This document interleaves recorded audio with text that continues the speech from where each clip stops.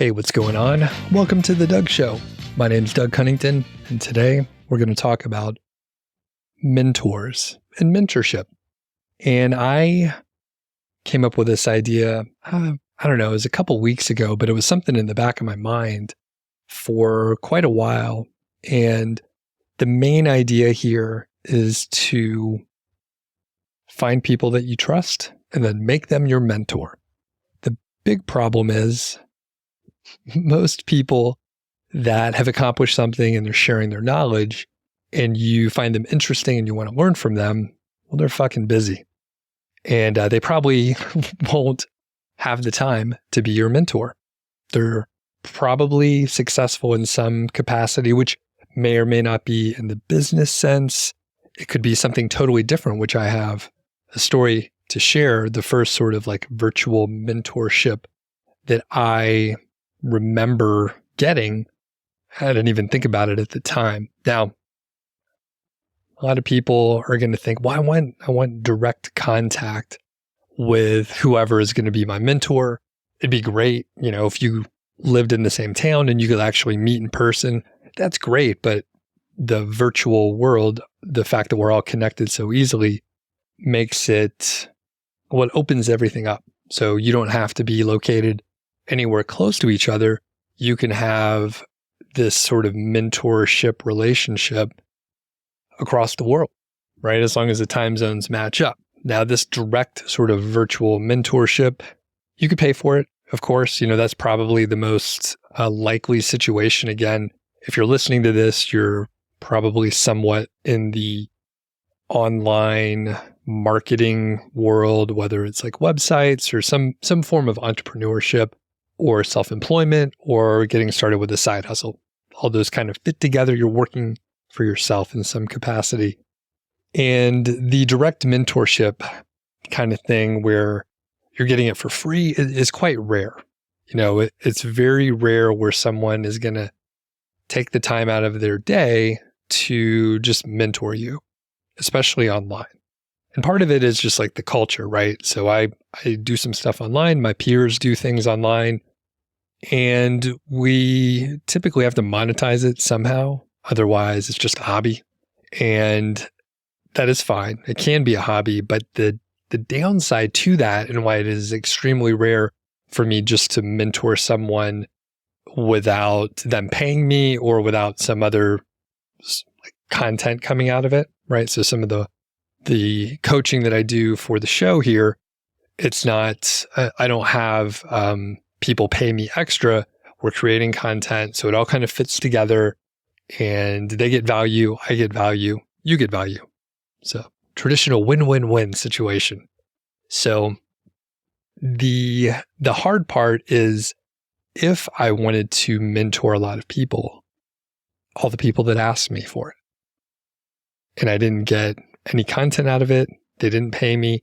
Unfortunately, I would very quickly run out of time. I would burn out and I would be doing like free coaching calls indefinitely all the time.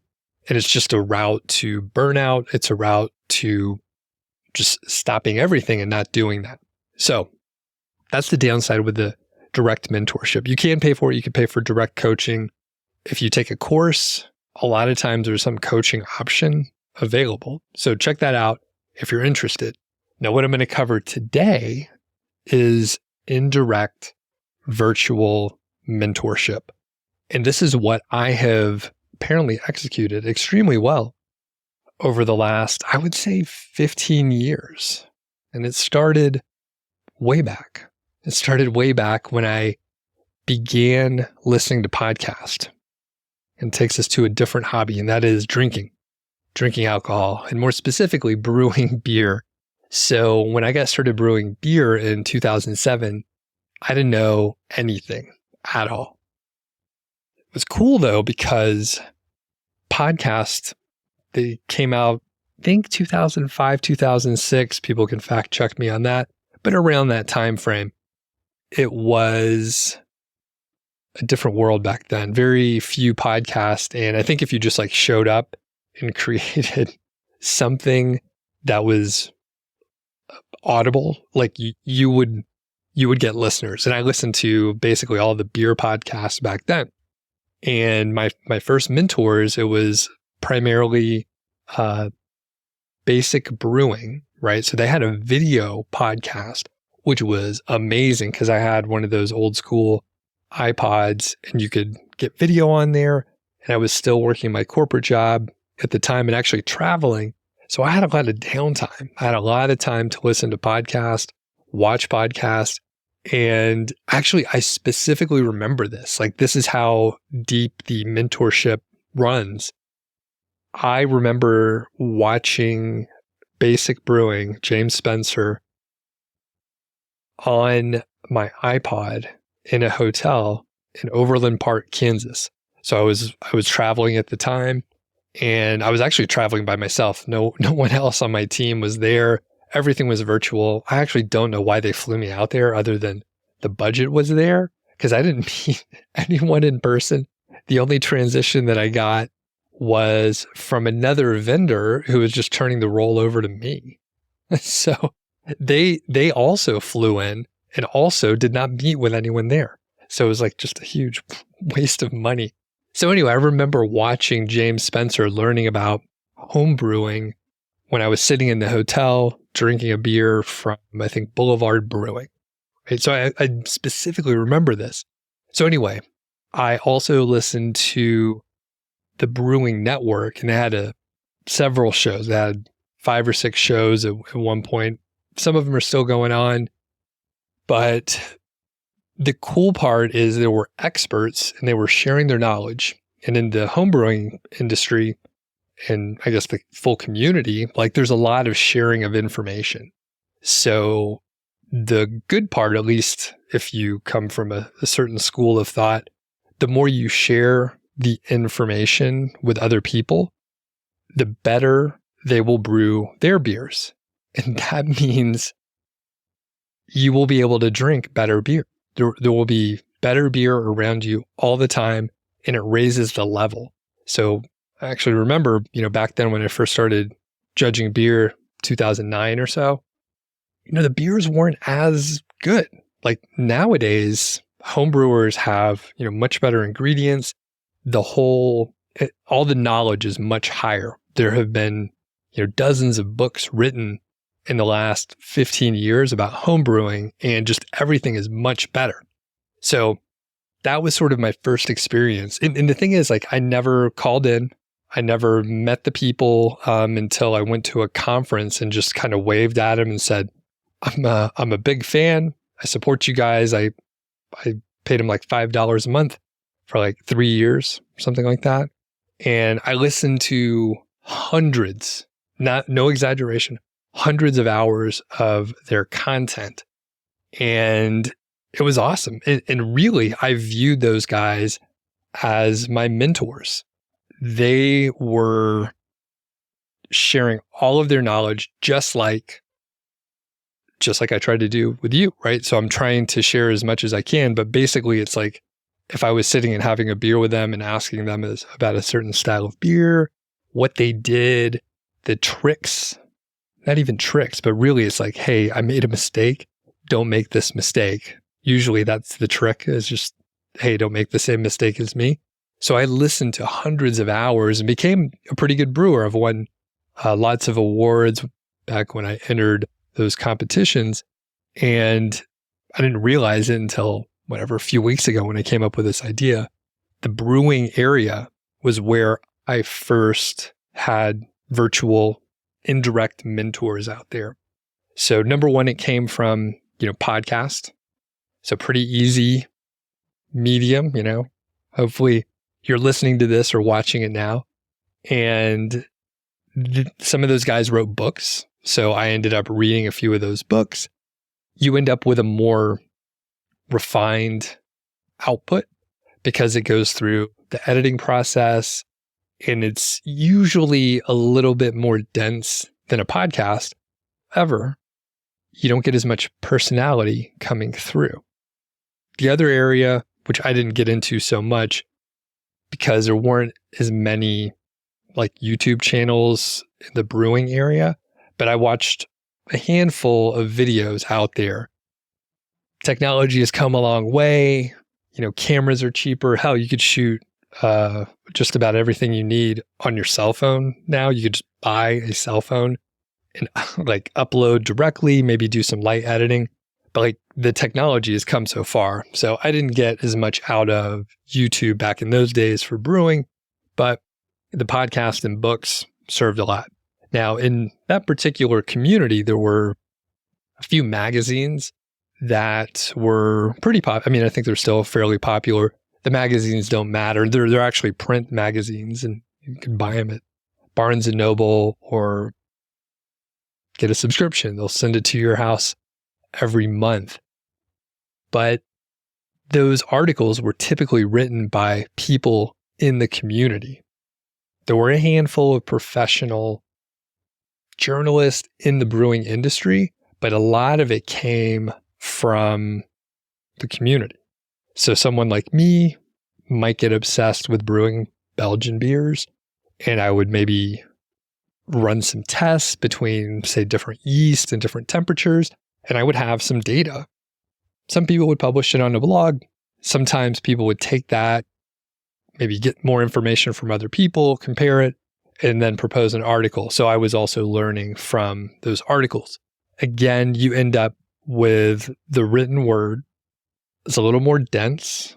It's a little bit easier to communicate certain things. Like if there was a chart or a graph, obviously it's much easier to have that in a printed book or a magazine, but you also didn't get the same kind of like sort of one-on-one feel, that kind of relationship that you do get from a podcast or a YouTube channel, depending on the channel and how they do it. So this is also what happened as I literally got burned out from the home brewing podcast. I mean, I was a very, very obsessed person. So I was listening to, 5 or 6 hours of these brewing podcasts a day. I'd listen while I was walking outside, maybe while I was commuting, if I happened to be driving around back in those days.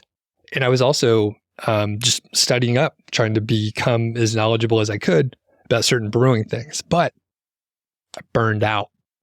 Different story for a different day. But I got a little too deep and I was just doing all this beer stuff all the time. Super fun. And then I was like, you know what? I need a break. I want to do something different. And that is the story that you've heard potentially if you're a longtime listener. I was literally on my iPhone walking my old dog Brody, and I was trying to find a new podcast to listen to. So I was literally just like browsing the iTunes catalog. Hopped over to business, had no interest in side hustles, entrepreneurship, anything like that. I found Smart Passive Income, downloaded like the first couple episodes there, and then I was hooked. Blink my eyes. It's been 10 years. Eventually, I started a few websites, got laid off, started my own podcast, blog, YouTube channel, and, here we are. But it was exactly the same thing. I found Pat Flynn, listened to a bunch of his episodes, felt like a really solid connection. I first thought all of this stuff was kind of scammy. Sounds scammy, I didn't know anyone that was earning money online. And I just heard this guy, Pat Flynn, talking about starting websites and how straightforward it was. And within like a month or so, I started my first site. Like many shows, he interviewed people and I would hop off and check out that person's blog or that person's podcast if they happen to have one. And, Pat was my mentor from afar. I quickly found Spencer Hawes, who has been on the show a couple of times, and I've even told him, hey, we haven't met in person, but like you were my mentor. I listened to all of Spencer's episodes and listened to him multiple times, right? Trying to get that last little nugget of information, trying to read the nuance. I don't know. I found it valuable and I really was obsessed and I learned a ton. Same deal with blogs, right? So especially at the time, people were blogging quite a bit about, what they were doing with their niche sites, different link building, case studies, content case studies. At the time, a lot of gray hat link building was going on. So there were strategies with that. And, I read as much as I could. Now, the one downside with the blogs is you do end up with I'll just be straight and say, with the subpar content, typically similar to a podcast, a lot of times, depending on the blog, it's not going through any lengthy editing process. Hell, I never did. I mean, I would draft something up. Maybe I would edit it twice. Maybe. Sometimes I would just write it, hit publish, send it out to the email list, call it good enough. It was rare when I actually spent an editing cycle or, just multiple iterations. Some blogs and some people that are more professional, well, they do that, but it's pretty rare. I mean, you're talking about like a content house at that point where they're actually, maybe they came from a journalism background and they know how to, write and edit and publish and make sure you end up with the best content possible. But a lot of us bloggers, we're doing our shit and then we're trying to document it as much as possible and not spend too much time on it. The point being, the blogs weren't necessarily as high quality as a book, right? The downside, right, especially in the entrepreneurship, earn money online world, if it is a written book, it is almost certainly out of date. I mean, I remember when I was getting into this stuff, I would go to the Bozeman Public Library when I lived up in Montana, and there would be marketing books, some things that they're more generic, they stand the test of time. And then it's like how to rank in Google, but it was written in 2009. And I was seeing the book on the shelf in like 2016. So obviously it's like completely wrong. A lot of the information is just off. So it's a little bit of a trade-off. And I think in a lot of ways, podcast and YouTube kind of serve that area. Not always as far as the quality level, but some people do a really, not necessarily this show, but some people do a really good job putting together the information, and they do treat it as an iterative process where they're doing more research and that sort of thing. I occasionally do some research, but usually I just talk. I wanted to make this very sustainable for myself. So that was part of it, just understanding my work style, my work ethic, and where my interests lie. So it has been, there's a shift every now and then. Sometimes I need a break. Interviews are always good. And that's where I think a lot of people get their learning. At least I did, when an expert interviews people on the ground, doing work, testing things. Maybe they have a lot more data than some of the people that are running podcasts just because they run an agency or they have a bunch of clients in some capacity. Or maybe they're just really obsessed and they can do a bunch of testing, right? So that is the main idea. Here's what you can do. You can, I don't really advise this because, especially in this industry, I think you're not going to have much luck. If you email someone, cold email, definitely not going to work. If you happen to have a relationship with a person and you were like, hey, can you mentor me, please? Most people are going to be like, that's a vague ask. It sounds like a big time commitment with nothing in return. And it's not like you're mentoring someone at your job where you're, bringing somebody up and you could really see them grow. In the online world, it's a little bit different. And it didn't occur to me until, I started preparing to do this show. And I was like, yeah, it's not that I don't want to help people. It's just there's too many. And it's honestly, it's too hard to figure out how to process all the incoming requests. So even if there were some good candidates, and I'm curious for other influencers out there potentially in your industry or this one, right? If you're an internet marketing person that produces content, very curious how you deal with it, because even if I wanted to, there's too many requests to sort through it and figure out what's worthwhile not. Which sounds harsh when I say it, because everyone's probably trying to do their best. They took a chance, they reach out and they say, hey, can you mentor me? And I'm like, fuck, I don't have time. Like, I can't mentor everyone. I can't mentor, anyone. I want to do other stuff, right?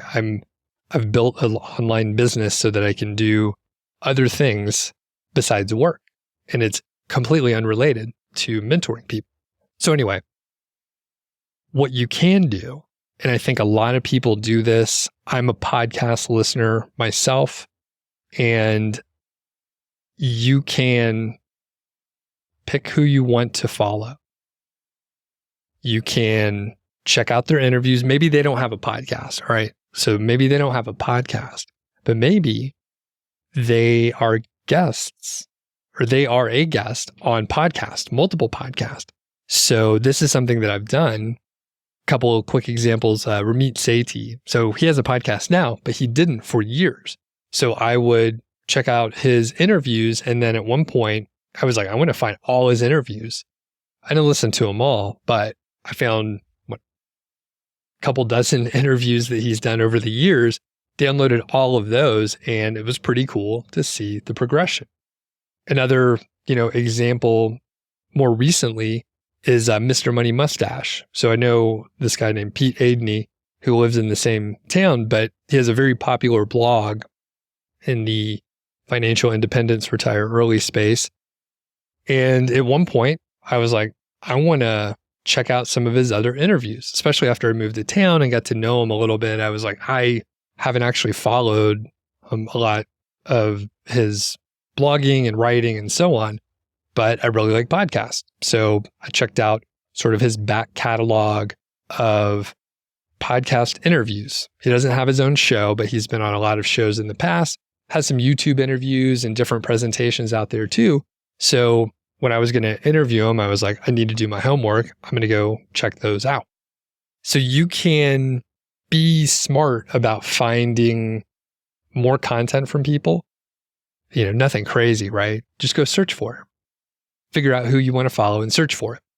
Another one, which I didn't realize that I picked up such a big influence from this person, a guy named Derek Sivers. So he was featured in the second edition of the 4-Hour Work Week. There's some expanded chapters, some additional case studies, and Derek Sivers was one of those. He sold his company called CD Baby in 2008. I started listening to the Tim Ferriss show pretty much when it launched. I think I started within a couple weeks or so. And Derek Sivers was one of the guests, pretty early guest. And then I was like, wow, this guy's pretty cool. He was on a couple times. He had a few interviews out there too, but I didn't go seek him out. I didn't find his other presentations because he actually was a prolific speaker for a little while. I didn't go seek those out. I just heard a handful of the interviews. He has a blog that he wrote a lot. I didn't go find that either. He actually wrote a book in like 2010 or 11 as well. I didn't know any of that. I just listened to a handful of interviews. He was on a couple shows in the last year or so. And I was like, man, I forgot how much I identify with his approach. I then went back to some of those interviews that I listened to in 2014 or 15 from Derek on other shows. And I thought, holy shit, he's saying things that I now say. I internalized what he was sharing. And I was like, that's smart. I remember hearing him say, you know what? People were like, hey, do you want to meet at this time? You must be really busy. You must not have much time. And he's like, yeah, actually, that's fine. I have plenty of time. I've designed my day so that I have a lot of free time. I literally do that. People are like, hey, you're quite busy. You probably don't have time to go grab a beer. Always got time to grab a beer, right? But I'm not typically that busy. And I know there's a little bit of conflict here, right? Because I said, I don't have time to mentor people, yet I have tons of free time. Mentoring, hundreds of people, again, every request that comes in, that's just not what I'm trying to do. And it would quickly get out of hand. I've tried some of this before. All right. I'll mention something. So when I first got started, I was like, I want to provide as much value as possible. Right. So I was starting to blog. People were on the email list. They were like, hey, I have this question about this or that. I'm like, let's meet. Set up a call. We would meet. I would give them some advice. And then, like, hey, check in a little while. I'd hear from them in a few months. Or like, hey, I got another question for you, blah, blah, blah. Great. How did it go based on what we talked about before? Did you execute the things that we talked about? They're like, no, I heard some other people said that they would do this, and I decided not to do it. And I'm like, well, if you're not going to value my advice, then I don't have time to do that. So I've tried a little bit. Anyway, the point is, Derek Sivers, awesome. If you haven't checked him out, you should. And I know that a lot of the things that I have adopted as like my principles or how my values shape the work that I do or how I spend my time, a lot of it has to do with some stuff that Derek mentioned. And I thought I identify more with that than I do with being super busy to maximize your profits at all costs, right? There's some people that are like, you got to, 100 and some odd hours per week that you're not sleeping. Should be working that whole time. And that's just not what I'm trying to do. So find people that you want to learn from. Pick the medium that you want. I assume that you like podcast and or YouTube if you are hearing me say this. So find people in that space. Find all the stuff that they've worked on in the past. If you go the YouTube route and it's a channel similar to mine, you may find a huge library of content out there. A handful of us have been doing this for a few years, so you're going to find hundreds or thousands of videos, which could be a little bit tough to sort through. We weren't as savvy in the beginning as far as like titling, but you can go to someone's channel and be sort of strategic on your search queries and find topics that you're interested in. So that would be my advice. Like if you're interested in project management ideas on my channel, then you could search for project management, something related to that, I don't know, prioritization, different topic areas, and you may find some things. It's a little bit too much to go through someone's hundreds of videos and try to figure out the value, especially like a lot of my videos are pretty long. Other channels may have much shorter bite-sized videos that you actually could consume 5 to 15 or 20 minutes or so instead of I have many that are an hour or so long. Podcast, cool. You can go search for those. There's a lot in people's back catalogs as well. Depending on the topic area, you may have to tread lightly and think about how much that topic area has changed over the years. For example, if you are thinking about authority sites, niche sites, SEO in general, a lot of those things have shifted quite a bit. So if a topic is more than like a year old or so, or a piece of content is more than a year old, it may be pretty out of date and you're better off checking out some of the newer stuff. That said, some ideas are more timeless and they don't shift as much. So you could go back and listen to a productivity episode from almost any podcast.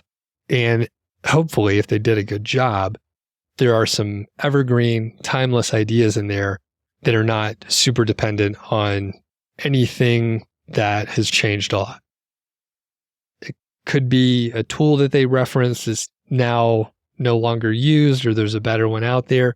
But if they're covering the core ideas, the tool doesn't matter as much, and you'd be able to transfer that somewhere else. Books, I can't emphasize it enough.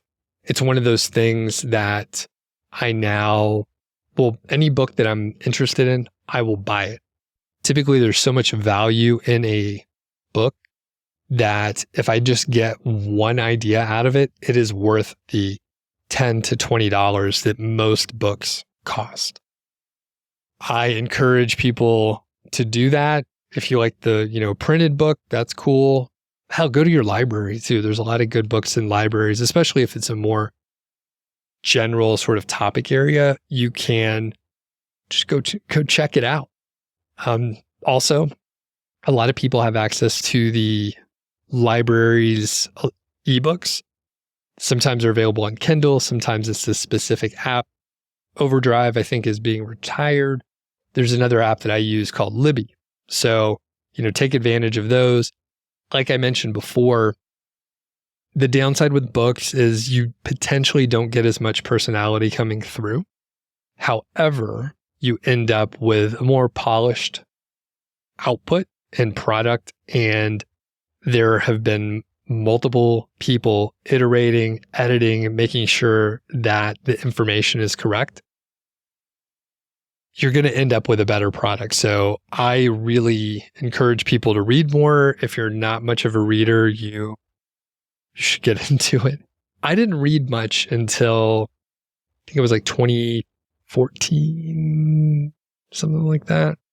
I was starting to read a little bit more. I would always read like the brewing books, right? I could pick one of those up, read it in an afternoon, use it as I was brewing and all that. But I wasn't big on fiction until 2014, 2015. Now, I probably read at least 30 minutes a day, sometimes closer to an hour, depending on what's going on. And I actually want to step that up. I actually want to read more. I got tons of books behind me.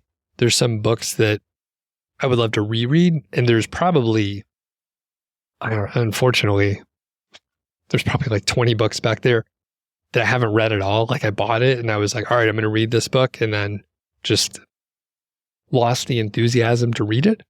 But I think like the ideal situation is like if I had one day a week where instead of doing any kind of, quote work, I read, took some notes. So that brings us to another point. There's a ton of different places you can get this information from, right? Podcast, books, YouTube, maybe a blog, anything, the person is putting out there. But what do you do with it, right? You listen to it or you consume it in some way, but if you don't do anything with it, there's a good chance you're not going to execute on it, even if it's hugely inspiring, right? And you're like, yeah, I'm going to do this. And then you finish listening to the podcast. I'm talking about things that I've done. You finish listening to the podcast. You think it's so good, you actually don't start another show or anything. You just turn it off and you're like, wow, I'm so inspired. I'm definitely going to do that thing. Maybe I'm walking outside, get home, take my phone out, drink some water or something, completely fucking forget the whole thing. It never even occurs to me to do anything about it, even though I was so inspired. So if you have a solution to that, let me know, because that happens like once a week. The better thing to do, and one thing that I have tried, is just bringing like a little small notepad around with me, which I don't have one handy, but it's imagine it the size of like two Post-it notes together, like two 3x3 Post-it notes. Not very big. It's like one of those moleskin flexible cover ones. You could pick anything though. You could put Post-its in your pocket. It actually doesn't matter at all what it is, but I will actually write down a couple things on my walk. I stop walking, or if I'm walking through a store, I stop, write the thing down so I can come back to it later. The overall idea is to take some notes and maybe journal a little bit. So here's a quick thing that you could do. If you're not into journaling, another thing you should do, read, journal, but you can have sort of this inspiration. Hopefully you could distill it down into 1 or 2 sentences, the thesis of whatever the thing that inspired you is. 1 or 2 sentences, right? Not much. Put in your own words, right? It's forcing you to process the information versus like writing it down verbatim. You're processing it, you're thinking about it a little bit more, you're putting it in your own words. Great. Then journal about it. It's not for anyone else. No one's going to read it. If you journal and you're like, oh, this is interesting. Here are a couple points that it makes me think of. Here are some pros. Here are some cons. Here's how I can implement it in my life, in my business, for my company, for my family, whatever, right? Whatever is relevant. But like you're starting to not only process the idea and think about it, putting it in your own words for the thesis, but then you're riffing on it, thinking about the good things, you're thinking about the bad things, and the cool stuff happens then. So if you kind of get into the habit of this, then you're thinking about how these inspiring ideas apply to your life. And then if you're consuming other stuff, because you have multiple mentors, right? You will start drawing parallels. You'll see threads that run from one person to another to another. You can start combining those ideas. That's when you end up with some unique ideas.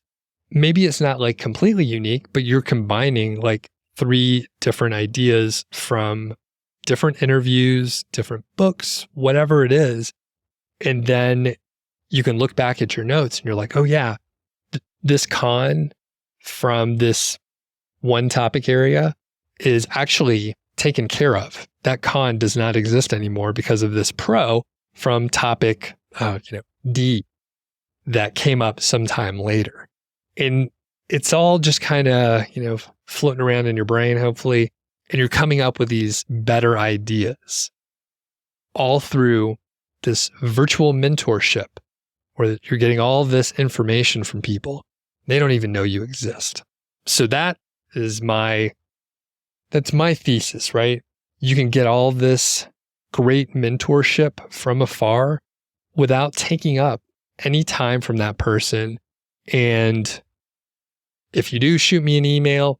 I love to get them. I reply to almost all of them unless there's some kind of pitch that I'm completely uninterested in. But if you're actually a listener and you're like, hey, these come in. Hey, I got value from your show. I learned this stuff. I implemented it. I've never emailed you before. And I've listened to you for like 4 years. Those come in fairly often. It's pretty cool. I've sent some of those myself. And full circle, I was talking about Derek Sivers. I listened to a ton of his stuff, never contacted him, even though he says in all his interviews and in his books that you can shoot him an email and he replies back. And sure enough, I shot him an email, kept it short. It was bullet points, He's a busy dude. He gets a lot of emails. He emailed me back in under 12 hours. It was nuts. And it made me feel bad because I sometimes take weeks to get back to people. I do get back, but I emailed Derek and he was like, that's great. Good to meet you. Thanks for sharing. Appreciate the support or whatever. So find your mentors out there, get obsessed, listen to all their stuff. Find people that, they listen to. I encourage you to check out Derek's stuff or anyone else that I mentioned. If you haven't checked out Smart Passive Income or Niche Pursuits or whatever, check those shows out. I think that's it for today. Thanks for listening. If you, haven't asked for this in a while, leave a review over on wherever you listen, iTunes. I think Spotify is pretty popular. Can't really leave a review on YouTube. A lot of people watch there, but you can, make sure you're subscribed to the channel. It helps out a little bit. I don't know. I think it's good to see reviews if someone's trying to find a show and they see positive reviews. Usually that's good. I don't ask too much, but if you haven't left one, that would be cool. And finally, if you have a show topic idea, feedback@doug.show, shoot me an email. I usually, unless it's a really bad idea, I'll do a show on the topic. I have several. You can send a question. I do mailbags occasionally. And yeah, let me know what you're interested in. We'll catch you on the next episode.